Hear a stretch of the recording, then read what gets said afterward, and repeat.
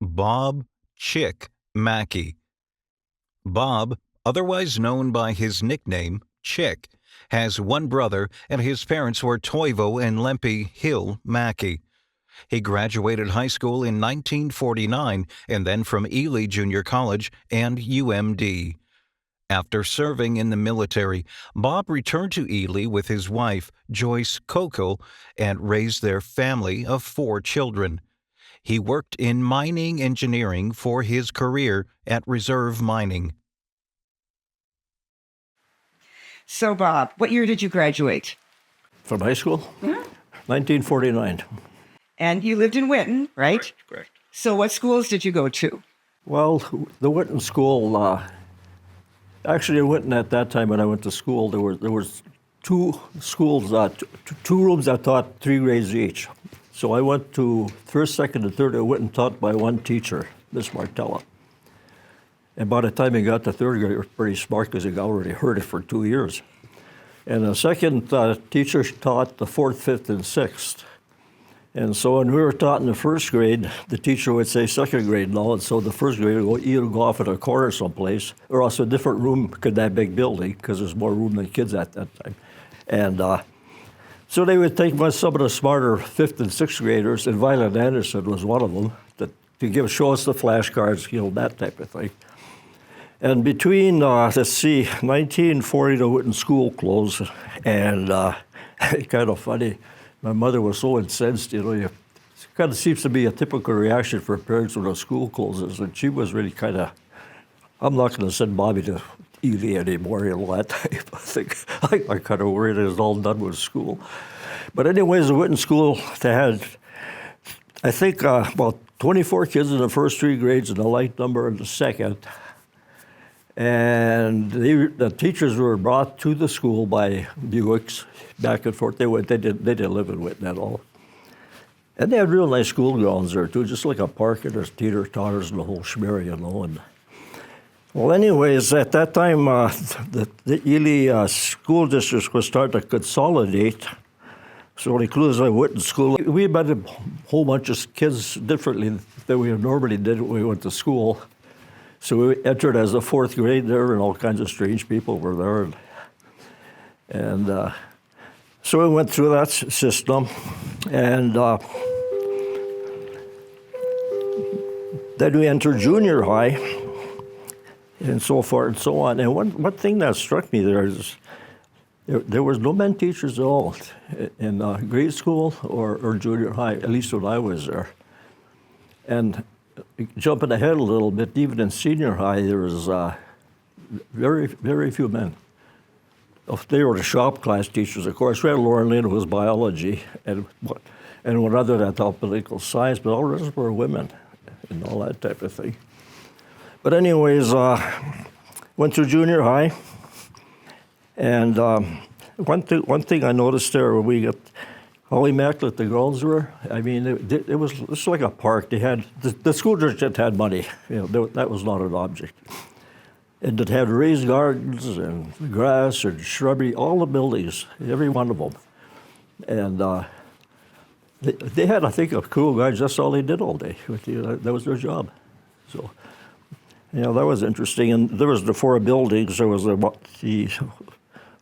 of course, the Ely Memorial High, the Washington, and the JC building, which was the original high school, and the Industrial Arts building. I entered high school in the fall of 1945, and coincidentally, that was September, the same month that the World War II ended.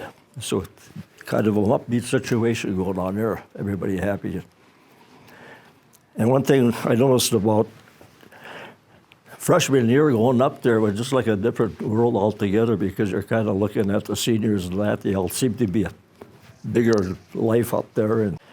But anyways, entering the school system, there was a structure in place, and you knew ahead of time. You didn't step out of line. Corporal punishment was still the Damascus horn hanging over people's heads and that type of thing. And there are a lot of rules there. You couldn't step on the grass. You couldn't walk on it at all. I don't care. You couldn't take a shortcut no matter what. Otherwise, you'd be in trouble. And another thing too, the gals had to, everybody wore dresses that were women, females. That was a code. And it didn't apply to the guys so much, but they were pretty well dressed. I know my mother would never send me to school with, she would buy me a pair of jeans even. And I do recall that she was partial of corduroy pants. And you get those Hummers wet, they look like a couple of washboards rubbing against each other when they froze. And God, that was awful. So, and another thing I noticed too, that the school seldom ever closed on for snowy weather. It just didn't happen. You could count on one hand, I think, all the way through school that they closed school down. And the bands, they had great bands in high school, really good. They had a band director called Mr. Frank Denino, and I checked with him yesterday. I called one of my classmates who was in that band, and I says, where did he come from? Did he come from the old country? She says, I think he did. And she said that he was playing in an orchestra in Chicago, and he got fed up with that, so he came to Ely. But the guy was really talented. I mean, he was a no-nonsense guy, and he played the music the way he thought it should be played. As a matter of fact, I remember one time, jumping ahead a little bit here, it was graduation. And they always play pomp and circumstance, right? Well, the graduation ceremony was going a little bit too long because the JC at the time also, they sort of enthused their situation with ours, so it did go a bit longer. So he tried to talk Nino into playing pomp and circumstance faster, and Nino would have a little part of it. So that's one time Langan had to break, back down. But they were really good bands. And all the sporting events, they went in full dress uniform. Basketball, football, everything. I mean, they were in uniform. And he demanded it. And that was the way it was. And like for basketball, for instance, you had that what we call the big gym and the little gym. And the little gym was like the end of a T. It went this way, and the main gym went that way. And it had sliding doors on it. And that's where the band went, the whole schmear. They had bleachers set aside for them. And when those games were played, there was no TV at the time, or even good radio for that matter. And those basketball games, they'd be just filled to capacity on Friday night, especially. And the overflow crowd, they would. That's all good. That's a big, gym there. And for overflow, right off the get-go, they would put folding chairs along the flanks. And it's funny how in those days, too, and when the guys came to, the general public came, the guys would be dressed in suits and ties. Really. Yeah. And the women in their finery and all that type of thing. It was a big event, and that's the way it was in those days. Did the school buy the band equipment and the uniforms? Yep. It's all parts. That was the one thing about the school district, and people that came from here couldn't understand it. You got everything for free. Paper, pencils. What were your best memories? And I remember homecoming games. It was really traditional, have a big bonfire someplace, and dance around it and all that type of thing. And, oh, God, they were huge affairs. They were throw logs. They'd be well prepared ahead of time, just big bonfires and stuff like that. And that's just kind of a tradition. Where did they happen? Well, there was a vacant lot over here. At one time, that's where they had it. Otherwise, it'd have to be on the edge of town someplace. Did you participate in sports at all? Not in high school.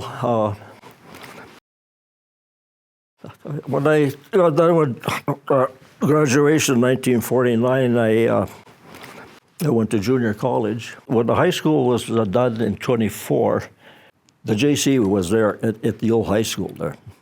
And it didn't seem, it was like we went to the 13th grade to the 14th grade. That's the way it was. And I didn't realize this till I got down to UMD when somebody says, let's cut a class.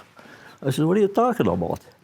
Cut a class? He said, well, we got 2 or 3 that were allowed per semester or quarter. I said, is that right? They never told us that up here. And the same conditions arrived. Going to JC up here as high school, we got the books and the paper for nothing. I paid $17 a quarter. That's $51 a year for my freshman year. Next year, same schmear, $51 a quarter. I went to college for $102. with no cost to me except sponging off my folks and transportation that the bus provided. And that was a good education. The school district had enough money to hire the best of teachers. And the small class sizes, we probably had 45 freshmen and then 45 the other way. And it was unbeatable. And you didn't realize how good it was until we transferred to a four-year college. And I'll tell you what, we were ahead of those people. Had a little more time to party, I guess. I don't know. But, yeah, that was great. Did you have a favorite teacher in Ely? Well, Pettinger, he was one of the few men teachers. He taught us, I think it was political science. He's pretty even-keeled guy, pretty easygoing. But getting back to teachers law, all the women, they could not be married. They could not be married. It was a throwback to the old days. They considered a teacher and a housewife don't mix. A housewife is a full-time job, and there's no way she can be a teacher. And that probably was true in the old days. Maybe they had to feed the fire, chop wood, milk the cow, or whatever the case be. That was understandable. But as years went along and people had more conveniences, they had refrigerators and stoves that could just propane or gas or whatever, and it started to change. And there came a period of time where people started objecting to, especially people that wanted to be teachers and also have a home and be a housewife and all that type of thing. And actually, that didn't change until the mid-'60s. See, the school district, the board of the school board, that was in their view. They could make these decisions. That was a pretty big decision to make somebody else's destiny. But they changed it in 1960s. But it took pressure from some people. Some people from the outside even came in and said, "What the heck are you doing here? I'm a professional teacher. I don't have any. Why can't I teach?" Do you remember any of the outstanding sports teams from a period when you were in high school? Yes, 1945, Ely's basketball team went out to the state tournament. At that time, there was low class systems. It was just, if you played basketball for school, you just threw in the mix, right? So you got a bunch of little so-called Davids played the Goliaths, and so be it. Well, Ely went down to the state, and once again, there's no caravans. People seldom travel. There's no TV. Even radio reception was poor. And the class of 1945, they played a team called Patrick Henry. And they had a 6-foot, not foot-lined guy named McIntyre. And all I can remember listening to the radio was McIntyre. Well, I think that guy scored more doggone points than Ely's entire team. With these big, towering guys standing underneath there, what the heck are you going to do, We just weren't used to that up here. As a matter of fact, people were actually smaller those days, too, if you check the records, Army records, weight, height, and all that type of thing. So that was one major event. And then 1949, Ely took the state championship in swimming. And that was a big deal there. And so they took the state championship, and they really had a good team. There was Greasy and Oily from Winton, and quite a name. But they were both top-notch swimmers, as was Dudley Miley. He's from Winton. And they had an Indian, Bob Galboy, and he was really good. He's built kind of like me, maybe, but he had big feet, flappers almost like. But he was good, a lot of stamina, and he set some national record that he held for quite a while. He was the main guy. As a matter of fact, he was so darn good. I watched some of the meets. So I don't know if I should have done it or not, but he'd get a big lead, then he'd purposely wait for everybody to catch up. And he'd take off again, this type of thing. So that was great. So what did you do for fun when you were in high school? Fished and hunted. Not in high school. I didn't really participate much. I don't know. A lot of the stuff you had to do after school. How often have you met with your graduation class after you graduated? Oh, many, many times. We really bonded together. There was something fierce. Of course, we had everybody has a 10-year reunion. We had a 15-year. And we had a 20-year, 5-year. And we had 30. And 40. And our last biggie was at, we had our 50th at the Grand Ely Lodge in 1999. Yeah. And we had a big one at the 60s, full-blown, banquet and all this kind of thing. But after our 50th, we had, 22 consecutive class reunions. Until the one year we missed was the pandemic. So how did going to school in Ely influence your career? Do you think you had a good preparation through the Well, school? that's the big thing. So when I got out of the Army, discharged on January 11th, 1956, I latched onto a job with reserve mining right away because I was driving a second-hand car, just married, no money really. So I took whatever job I could get in the engineering department. And in time, with my basic education in Ely,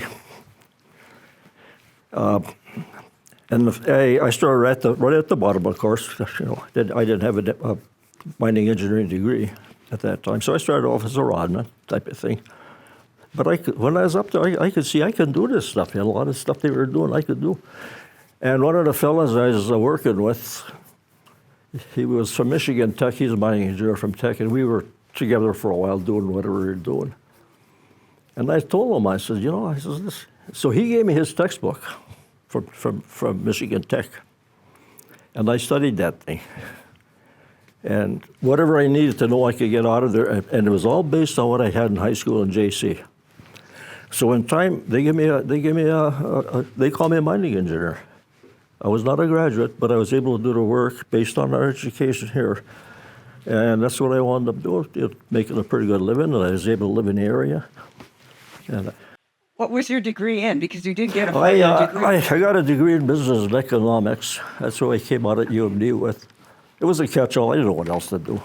Just kind of flowering, going here and there and the other place. And so it's a lot of it's serendipity, the luck of the draw, the circumstances. And anyways, I wound up in mining engineering. Was education also important to your classmates? I'll tell you what. We had 85. I just checked this up. I got curious about this. And I got some help from somebody else to track it down. And we had, for sure, we had 85 graduating. We had 36 of them had a 4-year degree or better. That's 42% right there because of Ely's base. And even the kids that did not go on, they were well-grounded. And there was people in that, not counting in that 42%, that went through JC. Like a lot of gals, they went to LPNs. They didn't necessarily get a degree, but they all did well, whatever they did. And in our group, too, I think looking back on it, I think the person I was working with, she figured we had about 4 or 5 engineers, two or 3 for mining and some for civil and some for other. We had a couple of physicists in the group. We had people that were college teachers, had doctorates, just a whole array of things. You look at it, it's almost unheard of, that kind of stuff. And that wasn't true of our class. That was true of the school district. What do you think was the secret? What made it that way? Well, there's a culture. You're going to go to school, and really, it was just a focus on it. I mean, it was a given. Same thing with my kids. Nobody really talked about it. They knew they were going to go on. You knew always that you were going to come back to Ely, correct? Okay. So what do you like about Ely, even today? What is it that makes Ely so wonderful? Well, I grew up in Whitten, and we had access to all the lakes and the woods and that. It was a huckleberry life, that type of thing. You just do your thing, and a lot of hubbub, and the nature thing, and the people. Tell me, what would you tell the kids today? What advice would you give them? Go to school in Ely. Go to school. What should they be wanting to achieve? Well, if you you take the basics and do as well as you can from it, because even if you don't have your mind made up, like myself and any number of other people, why you're well grounded. You can adapt. You got something to work with. I noticed that when I was in the Army. I was assigned to a unit. This was an artillery unit at the time. I missed Korean War by 3 months, I think it was. And the reason I was not drafted earlier because I was going to college. had a college day for me. I just didn't feel too good about it because some of my buddies, they go to college, they got drafted, and they never came back. So that weighs on a person. But